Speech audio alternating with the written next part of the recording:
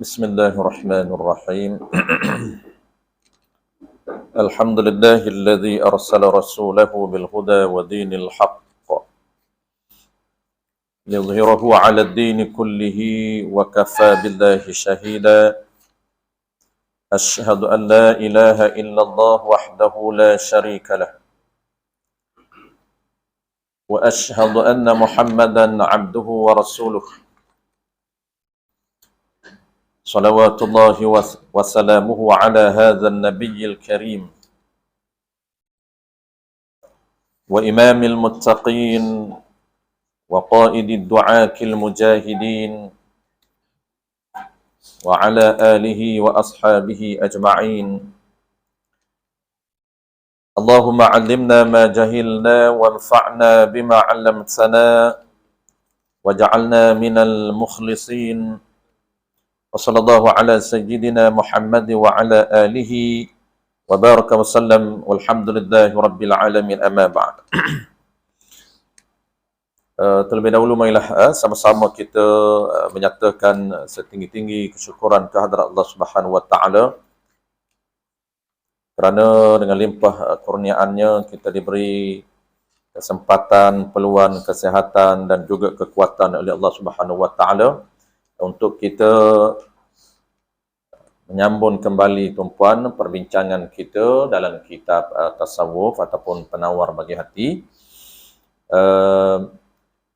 InsyaAllah malam ini kita akan masuk tajuk baru, iaitu fasal yang ketiga daripada 7 fasal ataupun 7 subtopik. Subtopik yang ketiga daripada tajuk besar yang pertama.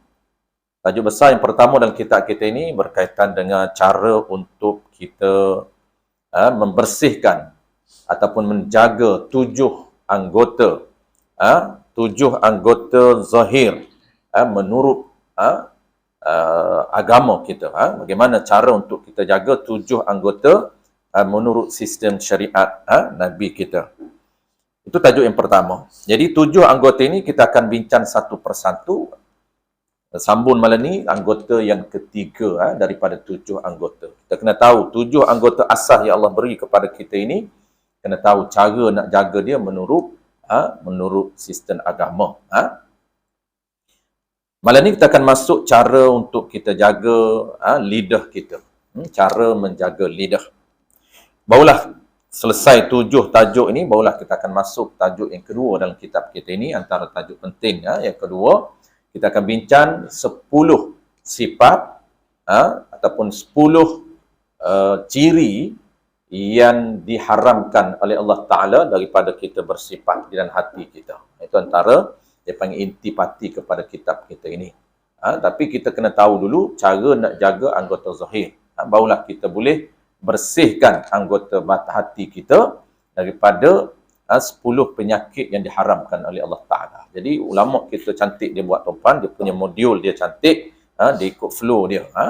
Tak boleh skip flow dia ini, menyebabkan dia akan kesan tak akan sempurna cara ibadat kita. Kalau kita nak jaga hati kita daripada penyakit riya, penyakit takabur, maka kita kena tahu cara nak jaga az-zahir dulu. Cara nak jaga telinga, cara nak jaga mata kita. Hari ni kita nak bincang cara nak jaga lidah kita. Baik. Qala al-musannif rahimahullahu ta'ala. Muka surat 10. Faslun. Yang ketiga ataupun fasal yang ketiga daripada 7 fasal. Fasal yang ketiga ni pada menyatakan lidah. Pada menyatakan hukum ataupun cara menjaga lidah dari sudut agama kita. Bagaimana cara kita nak jaga lidah yang dianjurkan, yang diajar di dalam agama kita. Baik, intro dulu.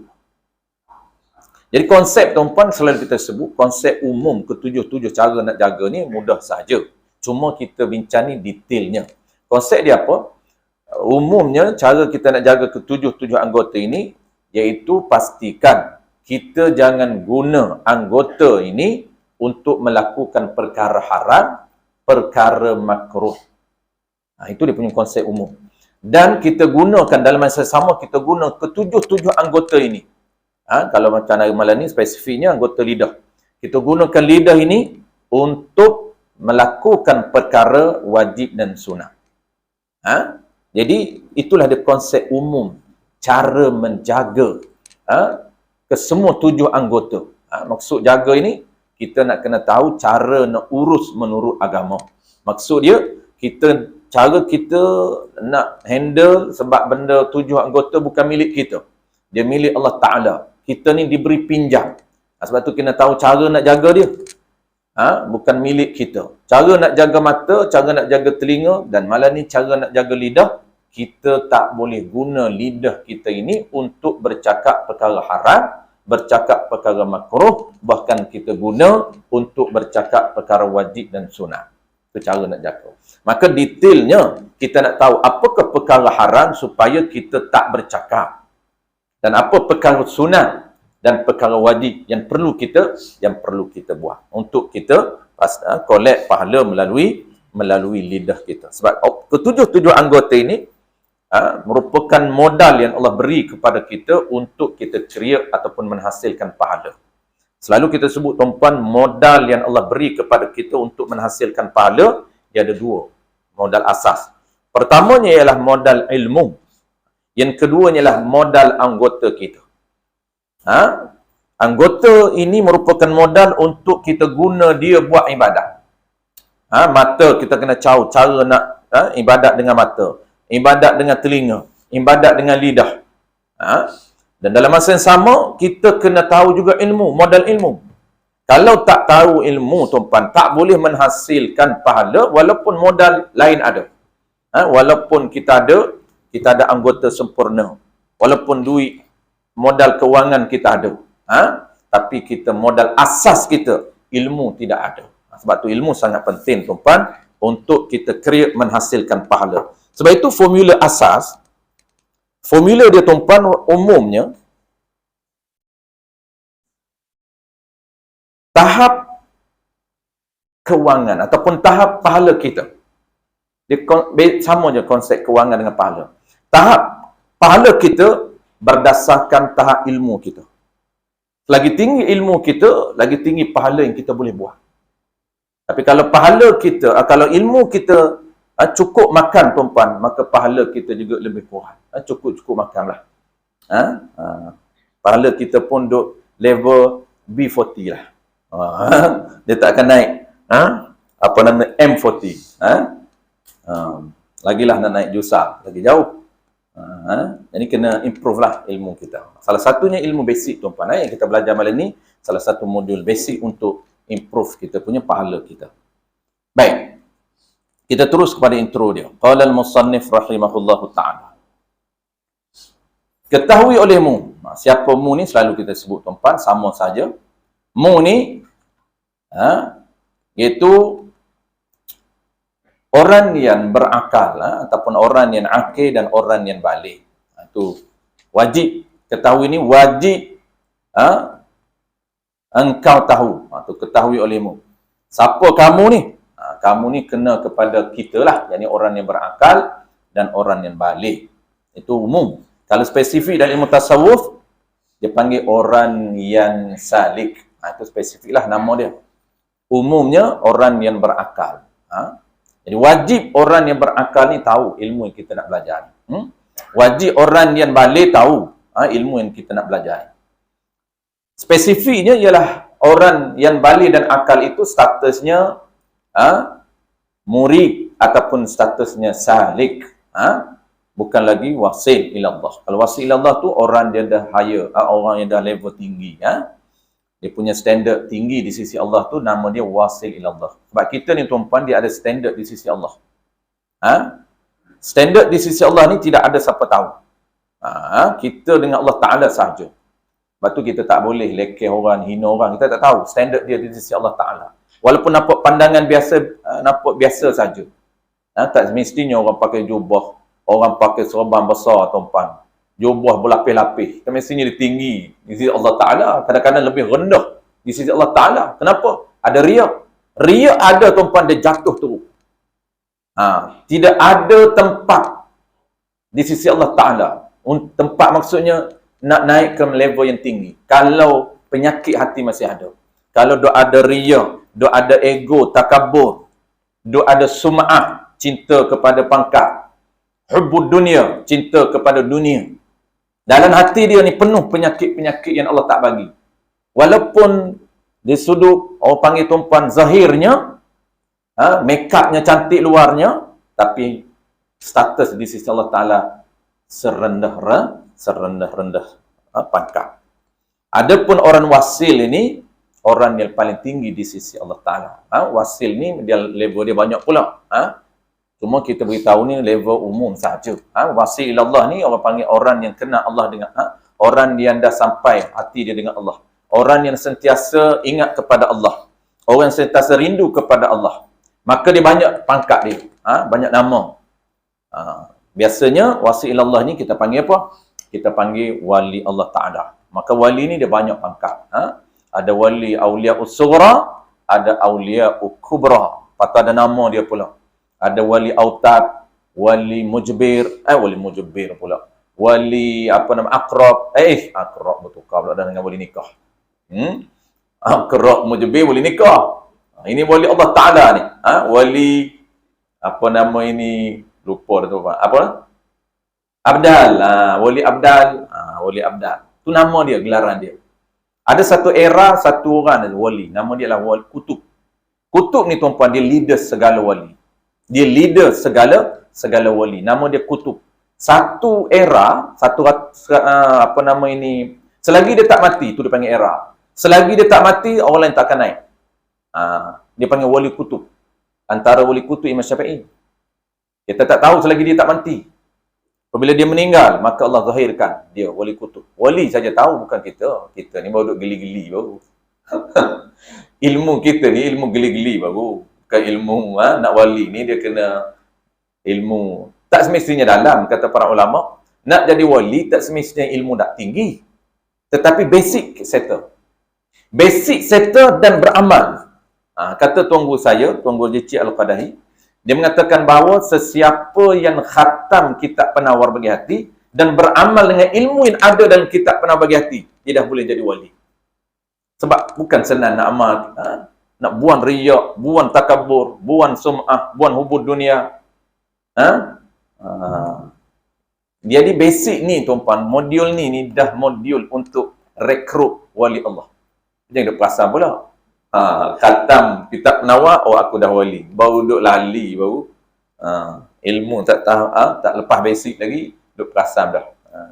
Jadi basic lulus, dia dah boleh mengorak langkah ke nak wali Allah. Kita boleh nak target, kata ulama, boleh tak nak cita-cita wali? Boleh. Tak salah cita-cita wali. Salahnya cita-cita nak jadi menteri.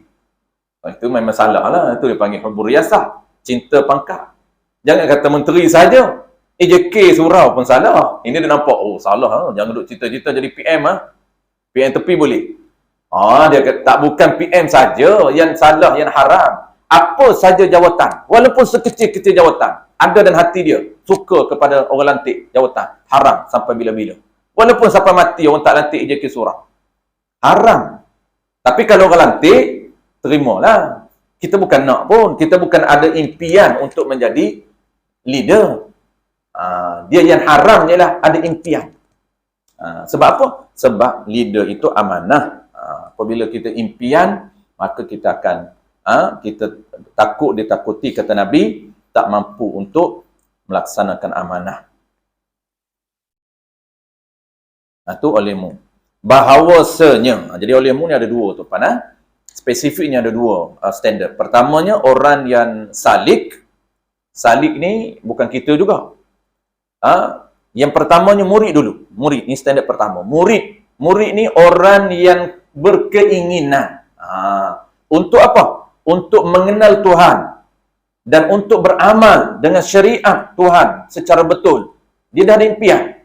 Tu dia panggil level dia di sisi Allah muridun. Murid. Bahasa Arab murid tu. Melayu pun panggil murid juga. Murid. Tapi dia bezalah murid kita ni. Murid kita ni kan pelajar murid ni. Kita panggil murid ni. Itu murid dari segi fiqh.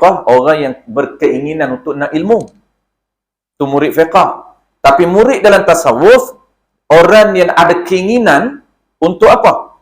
Untuk sampai atau untuk ingat kepada Allah.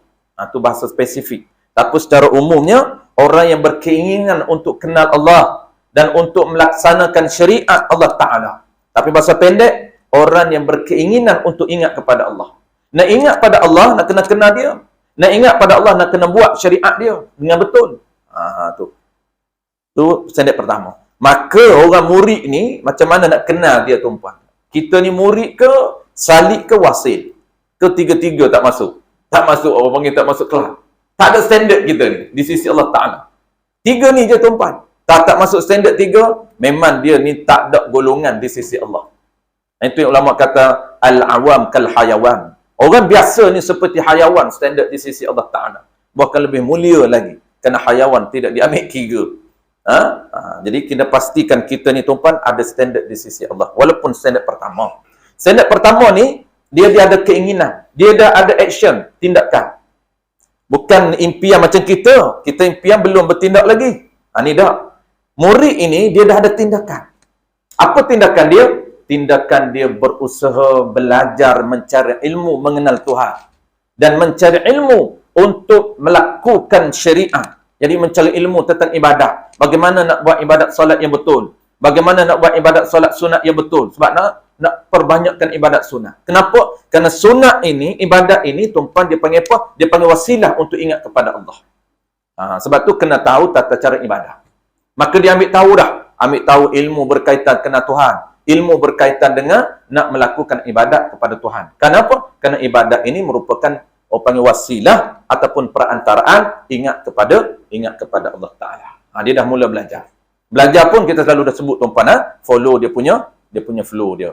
Susunan yang telah disusun oleh para ulama. Ambil yang basic, dahulukan fardu ain. Fardu ain tu pula dia ada susunan. Hak mana asal, hak mana pertengahan, hak mana yang tinggi. Baik. Murid. Salib ini, ni salib ini, adakah kita duduk di salib? Salib ni standard kedua. Dia ada 3 standard di sisi Allah umumnya. Standard yang kedua nama dia salikum. Salik ni tuan-puan, orang yang berada dalam perjalanan. Itu dipanggil salik. Yang tadi ingin ingat kepada Allah. Orang yang salik, dia tak ingat lagi. Tapi dia dah on the way. Dalam perjalanan, ingat kepada Allah Ta'ala. Itu dipanggil salik. Orang yang, dalam bahasa sastra dia panggil orang yang berada dalam perjalanan menuju Allah Ta'ala. Maksud apa? Maksud hati dia ni, dia dah berlatih, dia dah lawan, dia dah paksa untuk ingat pada Allah. Tapi tak ingat lagi. Yang tadi baru nak get ready, baru nak mula belajar, baru start belajar. Yang ni dia dah mula amal. Action dah mula dah. Maksudnya, dia dah mula buang segala sifat dan hati dia yang mazmumah. Dia dah mula praktis dan hati dia sifat yang baik. Dia mula latih sabar. Dia mula latih qanaah. Dia mula latih kurangkan tidur. Dia mula latih kurangkan makan. Dia mula latih kurangkan bercakap benda yang tidak ada faedah. Dia mula latih. Ini orang salih. Mula, diperbanyakkan ibadat sunat. Tapi, dengan ilmu lah. Itu kita kata dia kena standard pertama dulu. Ada orang tak tahu standard tuan-puan, dia langkau tu amal. Salib tu. Bukan salib tuan-puan. Salib ini, dia kena ikut dia punya standard pertama dulu. Dia kena cari ilmu dulu. Dia tahu bagaimana tata cara nak buat ibadat sunat. Tahu tata cara ibadat wajib. Barulah dia pun lawan buat. Dah tahu dah tata cara betul sembahyang sunat. Duha macam ni. Sembahyang sunat qabliyah macam ni. Ba'diyah macam ni. Maka dia cuba nak lawan, nak buat. Maka kalaulah dia buat dan jatuh bangun, maksudnya duk lawan nafsu dia, tuan-puan, kadang-kadang lupa, kadang-kadang ingat, kadang-kadang buat, kadang-kadang tak buat, itu dia panggil salib. Ingat tak kepada Allah? Tak ingat. Kenapa? Masih belum Allah anugerah lagi. Kerana ingat ini, tuan-puan, kita hanya berusaha, tapi yang ingat kepada Allah ialah anugerah. Allah campak dan hati kita nur waridah. Itu dia panggil level tinggi. Istilah-istilah yang tinggi, dia panggil nur waridah. Ada cahaya yang Allah campak dan hati kita. Ni dah panggil cahaya makrifah. Cahaya kita kenal Allah, cahaya ingat pada Allah. Tapi kena usaha paksa hati kita ingat. Sekarang ni tuan-puan, kita zikir pun kita tak ingat. Tapi kita zikir duk lawan. Sebab zikir itu adalah exercise hati kita, lawan nafsu kita. Untuk apa? Untuk dia punya target akhir dia, ingat kepada Allah. Walaupun, lidah tak berzikir. Itu dia panggil, yang kita pernah sebut, ada 3 jenis zikir itu. Zikir yang paling tinggi ialah zikir qalbi. Hati ingat kepada Allah. Walaupun mulut tak cakap apa. Walaupun mulut tak baca Quran, walaupun mulut tak berzikir, tapi hati dia ingat kepada Allah. Inilah dia tuan-puan, orang standard yang ketiga. Standard yang ketiga, apabila kita buat standard pertama, exercise standard pertama, standard kedua. Standard kedua ni kita panggil latihan nafsu kita. Nak lawan mujahadah nafsu. Maka naik pada standard yang ketiga, dia akan Allah campak, tunggu masa. Kalau kita dah betul-betul flow, cantik tuan-puan, tunggu. Kadang-kadang Allah campak umur 50, umur 60 terpulang pada Allah Ta'ala kerana ini anugerah. Dia campak apa? Dia campak, dia panggil cahaya waridah kepada kita sehingga kita boleh ingat pada Allah. Mulalah ada feel. Sekarang ni tuan-puan, zikir pun bukan ada apa pun. Allahu Akbar, Allahu Akbar. Tak ada rasa pun kebesaran Allah Ta'ala. Tak berubah pun muka dia. Kalau para ulama dia zikir tuan-puan, berubah muka dia. Kenapa? Kerana dia menjiwai. Dia feel dia ada. Kita belum ada feel. Kita baru duduk berlatih. Dia dah ada feel. Walaupun dia tak sebut, tapi ada feel. Di mana saja dia pergi tuan-puan, kita tengok zahirnya pakaian dia syariat. Ini orang tasawuf ni tuan-puan, dia akan melindungi pakaian dia. Dia tak tunjuk depan orang. Sebab tu kita tak kenal wali Allah. Bahkan salah kita nak tunjuk kita ni wali Allah.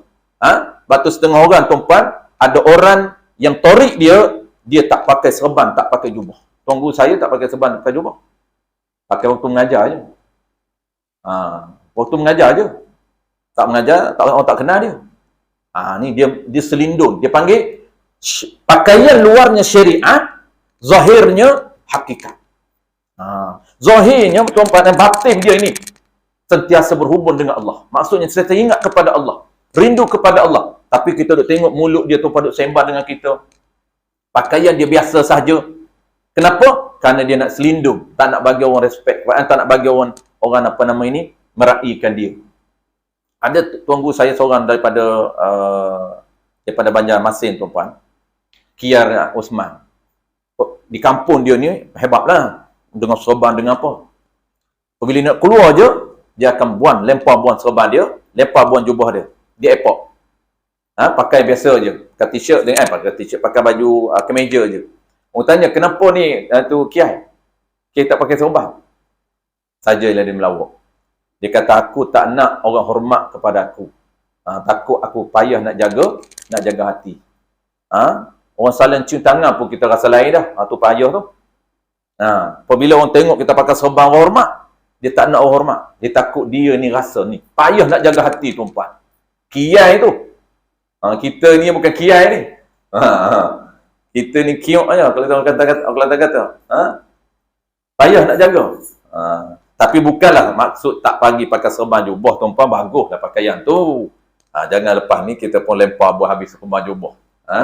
Nak cerita teori, style masing-masing. Kita mampu buat ikutlah. Mampu buat yang mana? Cuma nak cerita jangan pandang orang jangan pandang orang berdasarkan pandangan zahir. Jangan tengok orang biasa je. Ni tak ada apa ni. Lekeh biasa. Oh, ni jubah. Oh, hebat ni. Oh, ini hebat ni. Pakai serban. Jangan buat main-main dengan dia ni. Alim ni. Pakai serban besar ni. Kita dia nampak. Lagi besar serban, lagi alim. Bukan. Lagi janggut panjang, lagi alim. Kambing janggut panjang pada kita lagi. Tak boleh alim pun. Main heret semua dapat. Semua dia sapu. Tina mana dia sapu. Nak alim apa? Tak boleh pada zahir. Tunggu saya ni cukup marah. Sebab tu tunggu saya, dia antara yang dia marah adalah penampilan zahir yang tidak kena pada tempat. Dia kata kalau kita tidak ada ilmu, jangan menyerupai para ulama. Bahaya. Sebab orang panggil ustaz pada kita. Tunggu saya dia marah. Kalau dia bukan ustaz, jangan panggil. Sebab dia kata bahayanya, kalau diri dia tak tahu cara. Maksud tak tahu ni, kalau diri dia tu bertawaduk, tak apalah. Diri dia tak tawaduk, apabila orang kata ustaz, orang panggil ustaz, orang tanya soalan, jawab. Itu bahaya tu. Pantan tanya jawab. Ustaz, saya ni korban macam mana? Bagi 7 ke bagi 3 dulu? Kita duk biasa buat bagi 3. Oh, sedap jawab. Kitab mana tah dia ambil? Bukan ada kitab pun. Dia kira, kita dah buat lama dah style macam ni. Itu yang orang panggil amalan ikut budaya, adat resam. Habis. Kita boleh kenal pasti tuan standard kita. Cek standard kita supaya kita tak perasan diri kita. Perasan ni bahaya, kita akan belajar. Riak bahaya. Riak ni siapa tak tahu tuan? Kita dengan Allah Ta'ala saja. Duk perasan hebat aku ni. Duk perasan. Riak ni haram walaupun siapa tak tahu. Kalau dia nak tunjuk, 2 kali haram. Takabur. Dia mula tunjuk. Itu beza kita akan belajar ke datang. Apa beza riak dengan takabur? Sikit saja beza dia. Kedua-dua haram dosa besar. Riak siapa pun tak tahu. Tapi takabur, mula orang nampak. Dia nak tunjuk. Tapi kita tak boleh hukum. Apabila kita tengok amalan dia zahir luar, kita jangan tahu, ni takabur ni nak tunjuk ni. Jangan. Kita tak tahu niat dia nak tunjuk ataupun tidak. Kalau niat dia nak tunjuk, haram. Walaupun tak ada siapa pun cakap dia nak tunjuk. Ini kena tahu apa maksud takabur, apa maksud riak. Ada benda yang dia boleh tunjuk. Dapat pahala kalau kena cara ibadat. Dapat pahala, kena cara dia. Boleh tunjuk. Walaupun dia niat nak tunjuk. Ni aku sengaja nak tunjuk ni. Niat nak tunjuk supaya orang lain dapat manfaat. Tu dapat pahala sunat. Tapi kalau niat nak tunjuk untuk orang puji, itu takabur. Tu orang kata, bagus dia ni. Hebat dia ni. Bagus dia ni. Rajin dia ni. Itu takabur. Haram. Dosa besar. Tak akan naik. Ratiklah tuan-puan. 10,000 sehari pun tak akan naik martabat di sisi Allah Ta'ala. Kenapa? Takabur menjadi penhalang. Riak menjadi penhalang. Inilah tuan-puan ujian yang Allah akan masukkan dalam diri kita. Ujian orang-orang alim, orang-orang ada ilmu. Apatah lagi orang biasa tak ada ilmu. Sebab itulah satu wali Allah tuan-puan, dia tak naik pangkat dia di sisi Allah kerana satu je penyakit dalam hati dia, iaitu penyakit takabur, ego. Itu je. Lain semua tidak ada. Lain bersih. Tak ada riak, tak ada apa, tapi takabur dia tak boleh buat. Hebatnya dia ni Tuan Guru ni, saya lupa nama dia. Dia boleh melahirkan murid dia wali Allah. Murid dia hebat. Saya pernah cerita dulu kan. Murid dia hebat. Murid dia wali Allah. Tapi dia tak naik pangkat. Sehingga murid dia ni tuan-puan, wali Allah ni dia banyak pangkat. Ada murabbat fil hawa. Tu Zamza' al-Lakazam tu tuan-puan. Piramli tu, dia tak wali tu. Dia boleh terbang. Murabbat fil hawa ni, wali Allah dia boleh terbang di udara. Kita tak nampak. Murabbat fil hawa, dia boleh duduk sailor. Duduk sailor di udara. Macam tuan-puan duduk ni. Tapi duduk atas lantai kita. Kita pangkat rendah. Wali juga. Duduk rendah. Ni haduk ni atas udara. Murabbat fil hawa. Dia boleh sailor atas udara. Tak jatuh pun. Itulah Piramli yang gambarkan tika terbang. Tak jatuh Piramli naik nak pergi di negeri pada pasir pasir berdengung. Dia nak pergi pada pasir berdengung pakai tika terbang. Apa falsafah yang Piramli nak cerita? Bahawa wali Allah ni, bukanlah dia nak cerita 3 orang tu wali. Tapi dalam cerita dia ni ada falsafah yang dia nak cerita. Berkaitan dengan sistem syariah. Ada wali yang boleh terbang. Maka anak murid dia ni tuan-puan boleh berterbang di udara. Hebat. Wali Allah boleh terbang di udara. Tapi satu hari anak murid dia ni yang tinggi-tinggi pangkat ini, dia boleh nampak. Ni dia punya standard ni tuan-puan. Standard wali Allah, dia ada awliya kubra, awliya sughra. Kubra ni pangkat tinggi, macam wali kutub ni, tinggi sekali. Wali kutub tuan-puan, dia paling tinggi, dia boleh nampak wali bawah dia. Dia boleh nampak. Tetapi wali yang pangkat rendah, dia tak akan kenal siapa wali atas. Dia tak kenal. Dia kenal pekat dia je. Geng-geng dia je. Ceritalah. Kita kenal ni kaki pancing sebab kita geng kaki pancing. Tengok muka tahu dah. Bang, jom pancing malam ni. Tahu ke saya ni ada? Saya tahu, saya tengok muka saya tahu dah. Kita macam wali juga. Geng dia kenal. Maksud kenal, dia tengok style pun dia tahu dah. Jadi cuma dia boleh kenal satu level dengan dia. Atas tak boleh kenal. Jadi murid ni tuan-puan, tiba-tiba dia semua dia pakat Orang panggil bahasa dia pakat selam tengok, tok guru dia tak nampak. Geng-geng dia ni pakat rohani, kekuatan rohani dia. Kita selam tengok, mana guru kita? Tak nampak. Lalu dia pakat mesyuarat, dia kata hebatnya guru kita ni, tak nampak. Makna guru kita lebih tinggi pada kita. Geng-geng nak tinggi-tinggi ni. Dia pun pergi, satu hari dia pergi cerita kat tok guru dia. Dia kata, tok guru, kami pernah, tengok pangkat tok guru, kami tak nampak. Hebat tok guru ni, tingginya tok guru. Kami nak kenal pangkat tok guru tinggi. Lalu tok guru dia menangis. Tok guru dia tahu penyakit ni. Tok guru dia menangis. Tok guru dia cakap apa? Dia cakap sebenarnya kenapa kamu tak nampak pangkat aku? Sebenarnya aku rendah, pangkat aku lebih rendah daripada pangkat kamu. Maknanya apa? Aku ni tak ada pangkat lagi dalam kewalian. Barulah anak murid dia tahu, lalu anak murid pakat macam mana? Kenapa dia tak boleh naik? Kerana satu penyakit. Ni bahaya tuan-tuan. Sebab tu kita nak belajar. Penyakit ni adalah takabur, ego. Nak orang panggil besar diri, nak tunjuk diri. Maka anak murid dia kata, dia pakat, dia kata macam ni, kita nak balas jasa guru kita, kita pakat berdoa dengan Allah Ta'ala, bagi Allah beri kekuatan pada guru kita untuk buang penyakit ni. Dia pun pakat berdoa. Ni wali Allah ni hebat dia di mana tuan-tuan? Kenapa ulama kata jangan hina orang sebarangan? Kita tak tahu pangkat dia. Kadang nampak lekeh je dia, nampak biasa je dia. Pakai kod smart. Wali apa pakai kod ni? Jangan. Pada 3 lapis bukan wali, serban 3 lapis tu wali ya. Kita duk kira macam tu, kan? Pakai tie smart, pakai kod 2 lapis. Jangan, boleh jadi dia wali Allah. Boleh jadi dia wali Allah. Lalu dia pun pakat wali Allah ni tuan-tuan, apa rahsia dia? Doa dia mustajab. Dia pun pakat berdoa dengan Allah Ta'ala.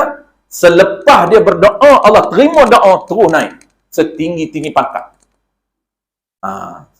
Barulah guru dia ni boleh nampak anak murid dia. Kenapa? Kerana dia tinggi lagi pangkat daripada murid ni. Itu tuan-tuan bahaya. InsyaAllah kita akan belajar nanti akan datang. Habis dulu tajuk pertama ni. Kemudian kita akan masuk tajuk yang kedua, iaitu 10 sifat yang kita akan belajar.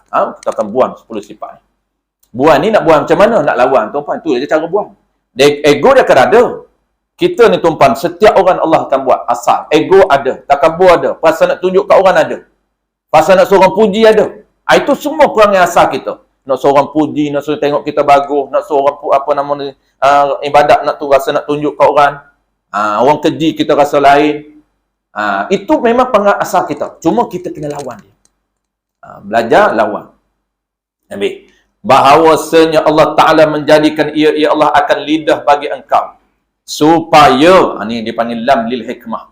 Bukan lam untuk mengambil faedah, tidak. Allah jadikan lidah kita ini supaya rahsianya membaca engkau dengan lidah ini. Baca apa? Akan Quran. Dia nak cerita ni tuan-tuan, intro ni apa? 2 benda dia nak cerita. Malam ni kita akan ambilkan 2 benda ni. Pertamanya, dia nak cerita benefit lidah ini untuk akhirat. Dan yang keduanya, kegunaan lidah ni, rahsia lidah ini, manfaat lidah ini untuk dunia. Tu kita nak tahu apa tujuan lidah kita ini untuk akhirat, dan apa tujuan lidah kita ini untuk dunia, supaya kita tahu guna. Itu intro dia. Sebelum kita akan masuk senarai perkara yang haram kita lakukan dengan lidah, itu yang pentingnya. Supaya apa? Ni dia panggil supaya ni faedah lidah nisbah akhirat. Maknanya tuan-tuan, kita boleh guna lidah kita untuk menghasilkan pahala. Itu saja beza. Saya selalu sebut tuan-tuan, sebab hari ni orang kalau tak tahu makna akhirat dengan makna dunia, orang tak tahu menghukum secara tepat. Dia nampak baca Quran akhirat, semayan akhirat, belajar macam malam ni akhirat, buat kerja, pergi office pagi 8 pagi, balik 5 petang, itu dunia. Balik main futsal, dunia. Habis 2 jam, itu dunia semua. Main hiking, dunia semua. Hiking ni. Apa hiking? Dunia semua. Jogging, dunia semua.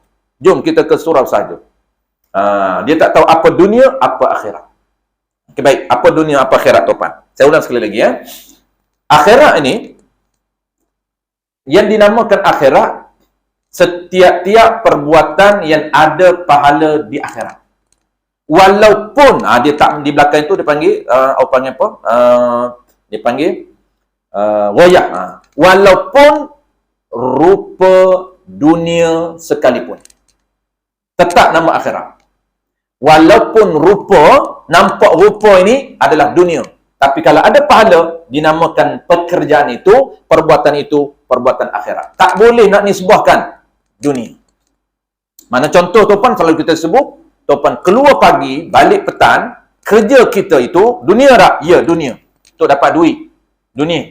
Tetapi kalau niat, kata niat memang dunia lah. Kalau dia niat, sebelum keluar kerja, niat dia apa? Niat untuk mencari nafkah wajib dan nafkah sunat. Dapat pahala. Dapat 2 pahala. Pahala wajib, nafkah wajib. Kalau dia dah cukup dah nafkah hari itu. Gaji dia memang besar. Dan sedangkan nafkah asas perlu, contoh gaji kita 5K. Nafkah wajib kita, nafkah wajib dalam 2,000 saja. 3,000 lagi kita cari juga. Itu nafkah sunat. Dapat pahala sunat. Ada pahala juga sunat. Sebab tu kita tak boleh nak ukur orang. Apa kerja sampai pagi ni? Malam pun kerja lagi, OT lagi, tak cukup duit. Dia cari pahala. Duit pun dapat, pahala pun dapat, tak kau untung? Tua dah, umur 70. Kerja security lagi. Patutnya umur 70 ni duduk masjid dah. Dia tak tahu orang kerja umur 70 pun dia dapat duit. Dapat pahala kalau niat betul. Sebab tu kita tak boleh hukum. Boleh jadi dia niat betul. Tak boleh nak hukum. Tak boleh kata Allah kerja lagi lah, masjid, kubur kata mai, kubur kata datang, rumah kata pergilah. Dia kerja itu sebenarnya ibadat kepada Allah Ta'ala. Cara dia nak cari pahala. Jadi untunglah, duit pun dapat, pahala pun dapat. Yang kita tak tahu ni tuan-puan, mudah hukum. Jalan 3 selendar dah kata. Tolak rebah dah. Oh, kerja lagi. Patutnya pegang tasbih je. Sedap ceramah. Yang dia tu, apa nama ni, kerja tak ada niat apa pun. Kerja lah kerja dunianya. Mana ada niat? Niat apa? Niat nak gaji 3K. Niat nak gaji 5K. Tak kerja, tak dapat gaji dia tu. Kenapa kerja ni? Kerja lah. Oh, mana orang nak bayar gaji, tak kerja. Tu je. Mana ada pahala? Dapat gaji sajalah. Gaji memang dapat, tak niat pun. Baik, settle. Itu contoh pahala. Contoh akhirat tuan-tuan.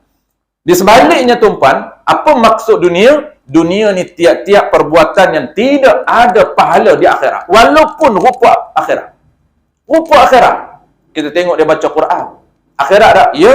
Dapat pahala tak? Ya. Tetapi tiba-tiba niat dia baca Quran ni untuk orang puji dia. Untuk orang kata dia pandai baca Quran. Untuk orang kata sedap dia baca Quran. Bertukar lagu ni, tukar lagu ni. Maka bacaan Quran itu tidak ada pahala. Apa status pekerjaan itu? Dunia. Kenapa dunia? Sedangkan rupa akhirat. Karena tidak ada pahala. Makna dunia ini, pekerjaan yang tidak ada pahala di akhirat, dia hanya setakat dunia saja. Tak bawa di akhirat. Itu dipanggil pekerjaan dunia. Tu kena pandai tu. Akhirat. Habis. Yang pertamanya, kita boleh guna lidah kita untuk baca Quran. Ini dia cerita sunat tuan-tuan. Jadi kita kena tahulah sunat ni. Kadang-kadang orang tak tahu adab ni tuan-tuan. Dia dahulukan sunat hak wajib. Ni tak tahu adab, tak kena. Ni nak cerita contoh ni, contoh sunat lah. Contoh perkara sunat. Dia tak cerita hak wajib apa, dia tak cerita. Dia cerita umum saja. Kita baca Quran ini, sunat baca Quran. Sunat baca Quran. Cuma apabila nak baca tu, wajib baca betul lah. Biasa dah, kita pun tahu dah. Sunat baca, apabila nak baca, baca betul.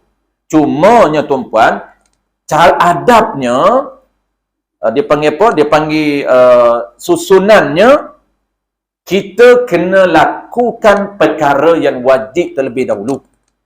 Berbanding sunat. Ini dia nak cerita saja sunat. Kadang-kadang orang tak tahu ni tuan-puan. Dia tak tahu hak mana wajib yang perlu dahulukan. Hak mana sunat yang perlu dilambatkan pun tak apa sebab sunat. Kena dahulukan wajib dulu. Apa yang wajib? Wajib ni tuan-puan, saya sebut apa nama ni sekali lagi. Wajib ni tuan-puan, kewajipan yang wajib kita dahulukan. Dia ada kewajipan yang fauran ataupun mudayyab, wajib segera, tak boleh delay. Jangan guna untuk buat sunat lagi, tak boleh. Jangan guna untuk baca Quran masa tu, guna untuk apa ni, benda yang wajib. Ni dipanggil wajib ni tuan-puan, ada dua. Pertamanya wajib fauran ataupun wajib mudayyab, wajib dilakukan segera, tak boleh tangguh.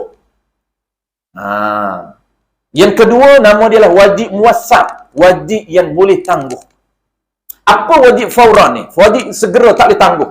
Tiga benda. Pertamanya tuan-puan, wajib mengenal Allah, tak boleh tangguh. Siapa yang masih tak lepas lagi tuan-puan ciri ketuhanan, wajib segera. Jangan guna masa untuk buat sunat. Jangan guna masa untuk zikir. Jangan guna masa untuk baca Quran. Jangan guna masa untuk ziarah. Benda-benda sunat, jangan. Guna masa untuk cari ilmu tentang ciri ketuhanan. Ini orang tak faham tuan-puan. Orang duk mengajar ilmu ciri ketuhanan, dia baca Quran. Kalau dia dah lepas, contoh dia lepas, dia dah kenal Tuhan dah. Salah juga. Kenapa? Karena nak zikir, tak boleh duduk dalam majlis ilmu. Ada orang tuan-puan, biasa saya bertemu, kita buka kitab, dia ambil Quran duduk tepi. Dia ambil Quran duduk tepi, baca Quran. Salah baca Quran, tuan-puan, beradab. Beradabnya, ni kita kata dia ni prioriti, keutamaan dia tak tahu. Ataupun dipanggil adabnya dia tak tahu. Adab di dalam melaksanakan ibadat. Kalau nak baca Quran, ada adab dia. Kena baca Quran di luar daripada majlis pengajian. Balik baca di rumah, ataupun keluar daripada majlis baca Quran. Jangan duduk dalam majlis ilmu. Kerana tak boleh baca Quran dalam majlis lain. Dia panggil haram adab. Ni kena belajar adab. Adab apa? Adab dalam beribadat. Ataupun bahasa kita, tata cara ibadat kena tahu. Macam mana nak buat ibadat baca Quran? Apa adab dia baca Quran? Baca betul, ikut tajwid. Yang kedua, sekurang-kurang telinga dengar. Yang ketiganya, fokus, tak boleh baca Quran sambil buat benda lain. Itu adab. Bukan baca Quran sambil telinga dengar benda lain, tak boleh. Tak boleh melakukan ibadat, satu ibadat, melakukan dua kerja, dua benda. Telinga sambil dengar, mulut sambil baca Quran, tak boleh. Lagilah tuan-puan haram sekiranya dia masih belum lepas ilmu ciri ketuhanan. Dia duk guna benda sunat. Membaca Quran ni. Menggunakan lidah untuk baca Quran. Kena dhabit. Ketika kita nak mengajar akan datang, itulah cara tuan guru ataupun musannif ataupun guru kita akan syarah, mengingatkan pada kita. Maksud baca Quran ini, baca Quran perkara sunat, baca Quran sunat, tetapi kena jaga dahulukan adab. Kalau kita masih belum selesai ilmu asas ketuhanan, maka kita dahulukan masa kita itu untuk melakukan perkara yang wajib. Habis. Dan hadis Nabi sallallahu alaihi wasallam, belajar membaca hadis Nabi, belajar hadis Nabi. Ini sunat ataupun fardu kifayah. Maka kita dahulukan fardu ain. Apabila dah selesai fardu ain, maka kita pun belajarlah berkaitan dengan hadis Nabi sallallahu alaihi wasallam. Dan segala zikir. Yang ketiga, sunat juga tuan-puan. Yang ketiganya iaitu berzikir menggunakan lidah untuk zikir. Ini umumlah apa saja zikir. Cuma maksud di sini ni dia panggil zikir lisani. Zikir ada tiga. Pertamanya zikir lisani, zikir menggunakan lidah. Yang kedua zikir lisani wa qalbi, zikir lidah dan juga hati. Maksud apa? Lidah sebut, hati ingat. Lidah kata Allah, Allah, hati duk ingat kepada Allah. Bukan ingat nama, kan? Allah tu nama. Hati ingat nama, kena ingat ciri ketuhanan dia, ingat diri dia, ingat diri. Macam kita sebutlah tuan-puan, sebut nama kawan kita. Nama tu sekadar sebutan saja.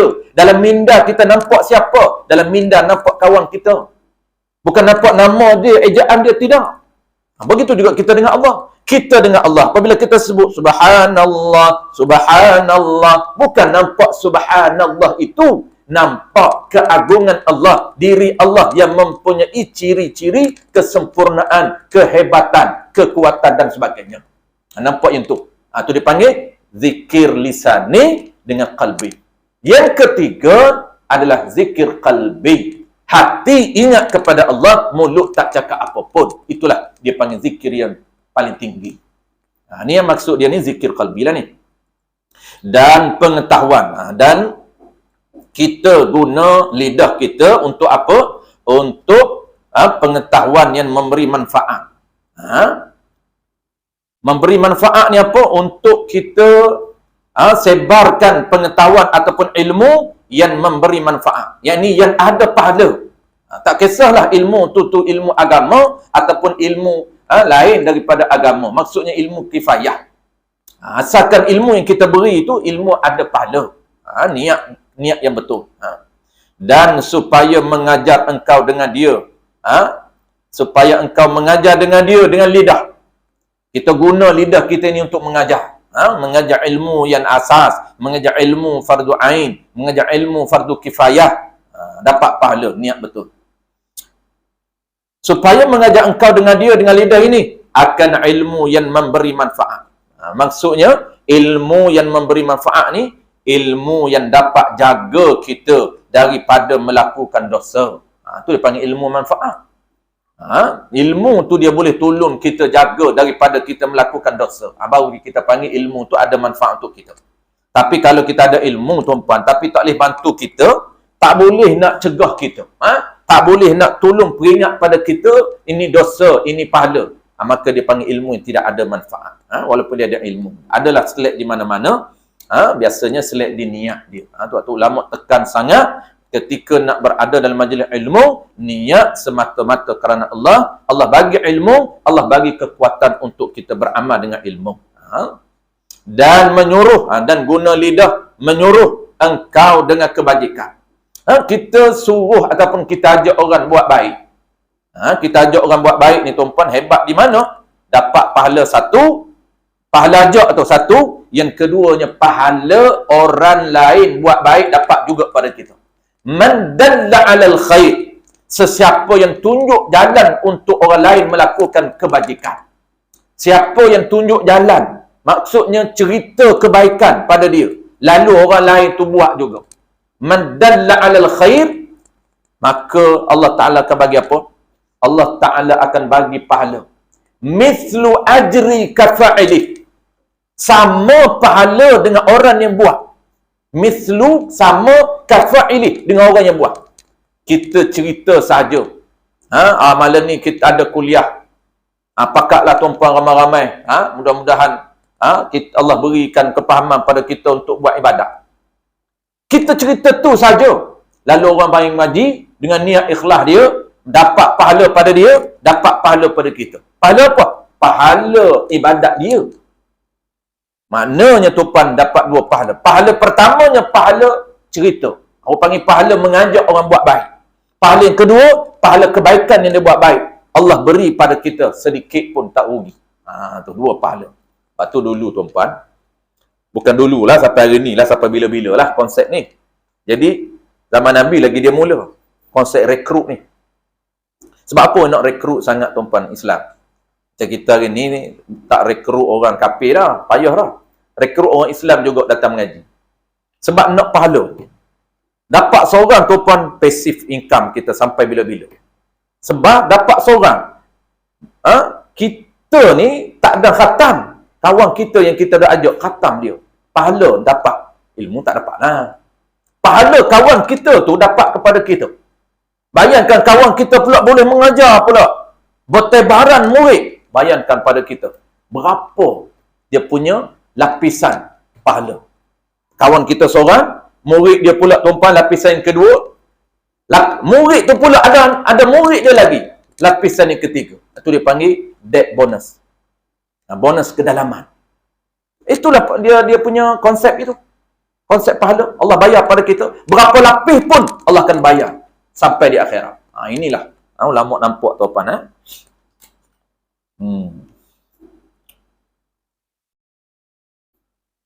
Saya ni salah satu upline saya tuan-puan. Plan saya tak ada habis mengaji. Dia yang recommend saya ke jumpa rumah Tuan Guru Haji Cik ni. Kami pakat cari, tuan-puan nak cari tempat mengaji masa di Kedah dulu. Cari Tuan Guru. Memang ilmu dia kena mencari, berkat tuan-puan. Mencari. Masing-masing berpecah lah. Dapat orang cerita, kita pergi. Dapat cerita pergi. Tak kena dengan selera, tukar. Tuan Guru lain kan. Ada kawan saya ni berjumpa dengan Tuan Guru ni. Dia masuk kampung, sembang-sembang dengan orang kampung. Cara nak cari ilmu dulu macam tu lah. Masuk kampung mengeteh. Mengeteh ni, dengar cerita ada Tuan Guru di sini ni. Dia cerita ada. Di mana rumah dia? Tu.